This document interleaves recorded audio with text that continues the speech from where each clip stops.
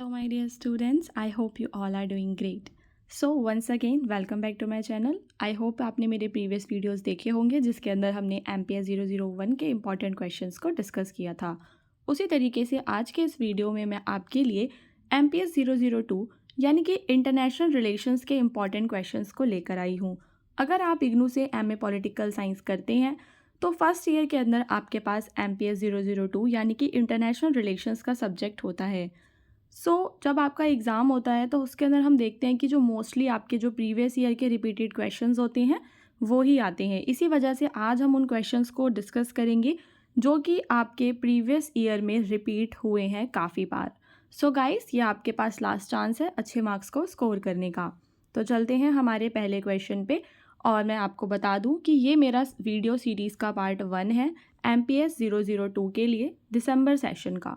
ठीक है, इसके बाद हम पार्ट 2, 3, 4 आगे के पार्ट्स भी लेकर आएंगे जिनके लिंक मैं आपको डिस्क्रिप्शन में दे दूंगी. सबसे पहले चलते हैं हमारे आज के पहले क्वेश्चन पे जिसके अंदर आपको क्रिटिकली एग्जामिन करना है feminist view of state and its relevance to international relations. यानी कि जो स्टेट है, स्टेट का फेमिनिस्ट व्यू क्या है और उसका रेलेवेंस क्या वो इंटरनेशनल रिलेशन से किस तरीके से रिलेटेड है.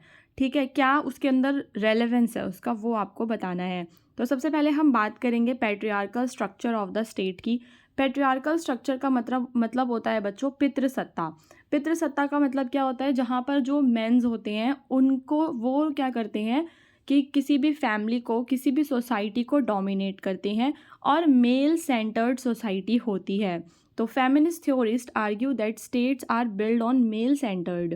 तो जो हमारे फेमिनिस्ट थ्योरिस्ट होते हैं वो क्या कहते हैं कि जो स्टेट्स हैं वो कैसे बिल्ड हो रखे हैं, मेल सेंटर्ड हो रखे हैं और पैट्रियार्कल वैल्यूज़ पे बना हुआ है. This means that man and their interest often dominate decision making process. तो जो भी स्टेट के अंदर डिसीजन मेकिंग प्रोसेसेस होती हैं उनके अंदर मेल्स जो होते हैं, मेल्स के इंटरेस्ट को ज़्यादा ध्यान दिया जाता है और वुमेन के जो इंटरेस्ट होते हैं उनको ध्यान नहीं दिया जाता. इसका जैसे कि यहाँ पर हमें एक एग्जांपल दिया हुआ है कि कई सारी कंट्रीज़ में जो वुमेन हैं वो हाफ ऑफ द पॉपुलेशन है, लेकिन अगर हम बात करें पार्लियामेंट में मेंबर होने की वुमेन के तो वो बहुत ही कम परसेंटेज होता है. तो इससे हम लोग पितृसत्ता को समझ सकते हैं कि कैसे पितृसत्ता स्टेट के अंदर घुसी हुई है. ठीक है, जैसे कि पार्लियामेंट के अंदर वुमेन की भी इक्वल होना चाहिए, वुमेन का रिप्रेजेंटेशन भी उतना ही होना चाहिए जितना मेल्स का, लेकिन ऐसा नहीं होता. This can limit diverse perspective on laws. और इसकी वजह से जो हमारे लॉज बनते हैं, जो कानून बनते हैं वो इतने ज़्यादा डाइवर्स नहीं हो पाते. ठीक है, क्योंकि क्या होता है कि सारे मेल्स हैं डिसीज़न लेने वाले, तो वुमेन की बात कोई नहीं करता. तो such as maternity leave policies और डोमेस्टिक वायलेंस जो लॉज होते हैं वो बहुत ज़्यादा बड़ी बड़ी सोसाइटीज़ में बहुत ज़्यादा बाद में बन पाते हैं, है ना. मैटरनिटी लीव की जैसी पॉलिसीज़ ये सब नहीं बन पाती. ठीक है, यहाँ पर हमने हिंदी में भी दे रखा है हिंदी मीडियम वाले बच्चों के लिए ताकि वो लोग भी इससे प्रिपरेशन कर सकें. नारीवादी सिद्धांतकारों का क्या मानना है कि जो राज्य है बच्चों वो पुरुष केंद्रित या पितृसत्तात्मक मूल्यों पर आधारित होता है. यानी कि जो भी निर्णय निर्माण की प्रक्रिया होती है, जो भी कानून वगैरह बनते हैं उसमें पुरुषों के हित जो है वो हावी रहते हैं और जो महिलाएं हैं उनका प्रतिनिधित्व कम हो जाता है. इसका उदाहरण मैंने आपको समझा दिया है. अभी हम चलेंगे आगे दूसरे टॉपिक पे जो है focus on military power over human security. ये इसी आंसर का बच्चों सेकंड पॉइंट है. तो आपने फर्स्ट पॉइंट में बता दिया कि कैसे पॉलिटिक्स के अंदर है ना पितृसत्ता है, कैसे पैट्रियार्की है. अब हम दूसरी बात करेंगे और हम यहाँ पे बात करेंगे कि जो स्टेट होता है वो ह्यूमन सिक्योरिटी को इतना ज़्यादा मतलब इम्पॉर्टेंस नहीं देता, इतना फोकस नहीं करता ह्यूमन सिक्योरिटी पे. उससे ज़्यादा वो फोकस करता है किस पे, मिलिट्री पावर पे. तो the feminist perspective critics the state's approach to security which is often about building military strength. तो आपने देखा होगा कि जो बड़ी बड़ी कंट्रीज़ हैं वो अपनी मिलिट्री पावर को बढ़ाने के लिए कितना ज़्यादा पैसा खर्च करती हैं. और वहीं पर अगर हम बात करें ह्यूमन वेलफेयर की और उसके नागरिकों की सेफ्टी की तो वो उसमें खर्चा इतना नहीं करते. तो जो फेमिनिस्ट हैं वो आर्ग्यू करते हैं कि जो रियल सिक्योरिटी है उसके अंदर आपकी केवल मिलिट्री नहीं आती, बल्कि उसके अंदर आपका food, health, education and protection from violence, ये सब कुछ आना चाहिए। तो यहाँ पर भी हमने इसका एक एग्जाम्पल देके समझाने की कोशिश की है। तो यहाँ पर हमने क्या एग्जाम्पल दिया है बच्चों, that in a country that invest heavily in military spending, वो कंट्री जो मिलिट्री में ज़्यादा खर्चा करती है बट अंडर फंड रखती है अपनी हेल्थ केयर को, एजुकेशन को, तो वहाँ पर जो सिटीजन्स हैं उनको कैसी प्रॉब्लम्स फेस करनी पड़ेंगी बच्चों। कॉमन सेंस की बात है कि जो वहाँ पे जो सिटीजन्स होंगे उनको मेडिकल फैसिलिटीज़ नहीं मिलेंगी, वहाँ पे जो बच्चे हैं वो अच्छे स्कूलों में नहीं पढ़ेंगे, उनकी स्कूलिंग अच्छी नहीं होगी। तो feminist theories emphasize that a secure society is not just one with a strong military but also one where people basic needs are met। तो एक स्ट्रॉन्ग सोसाइटी क्या होती है, जहाँ पर जो लोग हैं उनकी बेसिक नीड्स की भी पूर्ति हो। बेसिक नीड्स को हिंदी में क्या कहते हैं, बुनियादी ज़रूरतें, ठीक है। सो हिंदी मीडियम के बच्चों को भी जो कुछ देखो, जो हिंदी मीडियम के बच्चे हैं वो क्या करते हैं कि जो भी मैं पढ़ा रही हूँ उसको सुनो, ठीक है, देन फिर उसको अपनी भाषा में आप लोग लिख लो। ये जो भी मैं क्वेश्चंस के आंसर्स लेकर आ रही हूँ उनके नोट्स बना लो। कुछ ऐसे वर्ड्स हैं जो आपको एज इट इज़ लिखने पड़ेंगे, बाकी का आप लोग अपने आप से बना के भी लिख सकते हो। अब फॉर एग्जाम्पल कि आपको बुनियादी ज़रूरतें वर्ड याद करना पड़ेगा और इसको एज इट इज़ लिखना पड़ेगा, ठीक है। सो नारीवादी दृष्टिकोण इस बात पर जोर देता है कि सुरक्षित समाज वही है जहाँ लोगों की बुनियादी ज़रूरतें पूरी होती हैं, ना कि केवल सैन्य शक्ति बच्चों मजबूत होती है, ठीक है। तो जो हमारा देश होता है उसको केवल हमारी जो मिलिट्री यानी कि सैन्य शक्ति पर खर्चा ना करते हुए जो बाकी की ज़रूरतें होती हैं उनको भी पूरा करना चाहिए ताकि वास्तविक सुरक्षा हमें मिल सके। नाउ अभी हमारा जो दूसरा है वो ये तीसरा पॉइंट ये है कि जेंडर बेस्ड इनइक्वालिटी होती है पॉलिसीज़ के अंदर।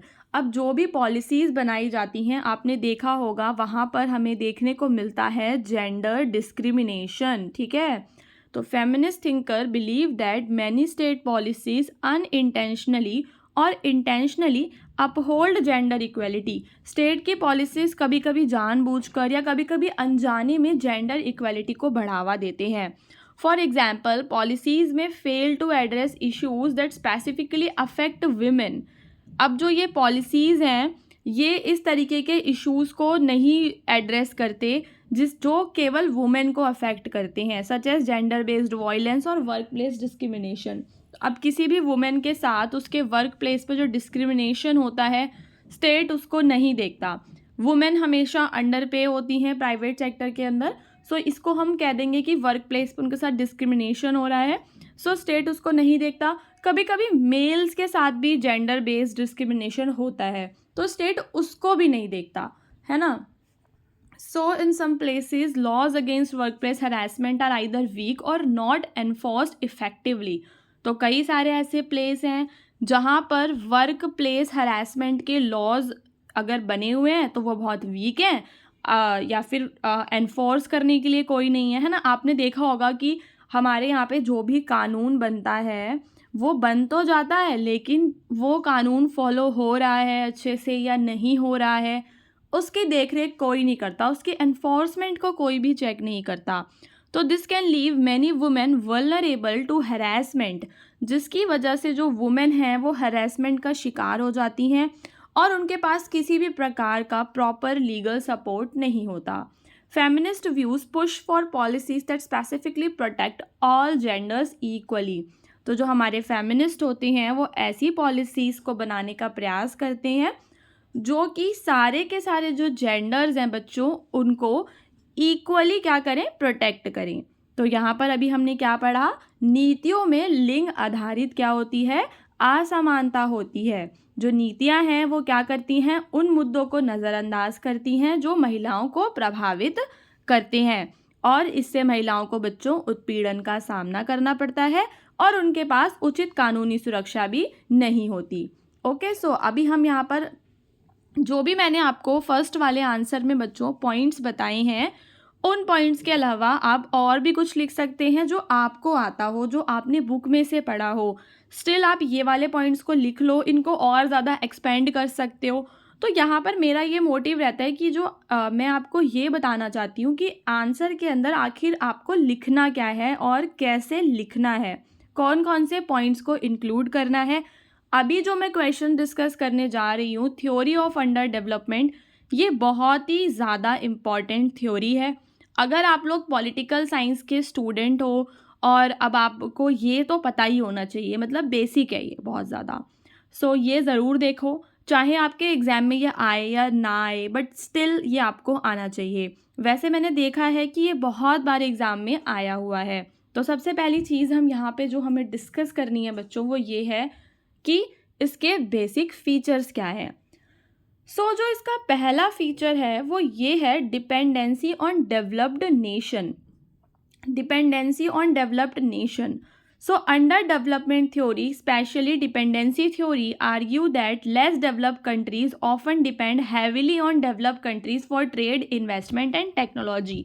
आप लोग बताओ कि क्या ये बात सच है कि वो वाली कंट्रीज़ जो लेस डेवलप्ड हैं, ठीक है, विकासशील हैं, विकसित अभी नहीं हुई हैं, जो लेस डेवलप्ड कंट्रीज़ हैं, क्या वो डेवलप्ड कंट्रीज़ यानी कि विकसित कंट्रीज़ पे डिपेंड होती हैं व्यापार के लिए, इन्वेस्टमेंट के लिए, टेक्नोलॉजी के लिए? ऐसा होता है ना? तो यहाँ पर जो डिपेंडेंसी थ्योरी है वो यही आर्ग्यू करती है। This dependency keeps them economically subordinated as they rely on developed nation for resources which limits their own development. अब इसकी वजह से क्या होता है कि वो जो कंट्रीज़ हैं उनकी खुद की डेवलपमेंट काफ़ी ज़्यादा लिमिटेड हो जाती है। Many developing countries export raw materials to develop nations and import finished goods. कई सारी जो डेवलपिंग कंट्रीज़ हैं वो क्या करती हैं कि रॉ मटेरियल एक्सपोर्ट कर देती हैं, जो उनके पास कच्चा माल होता है वो दूसरी कंट्रीज़ को दे देती हैं, डेवलप कंट्रीज़ को दे देती हैं, और उनसे क्या करती हैं, फिनिश्ड गुड्स को ले लेती हैं, फाइनल गुड्स को ले लेती हैं, जिसकी वजह से जो उनकी एबिलिटी है अपनी खुद की इंडस्ट्री लगाने की, वो सब ख़त्म हो जाती है। तो विकसित देशों पर निर्भरता रहती है। तो यहाँ पर जो अविकसित या फिर विकासशील देश हैं वो विकसित देशों पर व्यापार, निवेश और प्रौद्योगिकी के लिए बच्चों क्या होते हैं, निर्भर होते हैं। और कई विकासशील देश कच्चे माल का क्या करते हैं, निर्यात करते हैं, और तैयार माल का आयात करते हैं। उसके बाद हमें बात करनी है अनइक्वल ट्रेड रिलेशंस की। तो जो भी बच्चों देश होते हैं उनके बीच में जो ट्रेड रिलेशंस होते हैं, क्या होते हैं, ट्रेड रिलेशंस होते हैं, वो बहुत ही ज़्यादा अनइक्वल हैं। This theory suggest that under developed Nations, वो सारे देश जो क्या हैं, अंडर डेवलप्ड हैं, अविकसित हैं, are often disadvantaged in global trade. उनको बहुत ज़्यादा डिसएडवांटेज होता है ग्लोब में जब वो ट्रेड करने जाते हैं, as they mainly export low value raw materials while importing high value manufacture goods. ये जो हमारे अविकसित देश हैं, अंडर डेवलप्ड नेशंस हैं, ये क्या करते हैं, एक्सपोर्ट करते हैं। एक्सपोर्ट का मतलब क्या होता है, अपने देश से सामान को दूसरे देश में भेजना। वाइल जो इम्पोर्ट होता है उसका मतलब होता है वहाँ से सामान को लेना, आयात और निर्यात, ठीक है। तो अब ये लोग लो वैल्यू के रॉ मटेरियल्स को एक्सपोर्ट कर देते हैं और हाई वैल्यू के मैन्युफैक्चर गुड्स को इंपोर्ट कर लेते हैं।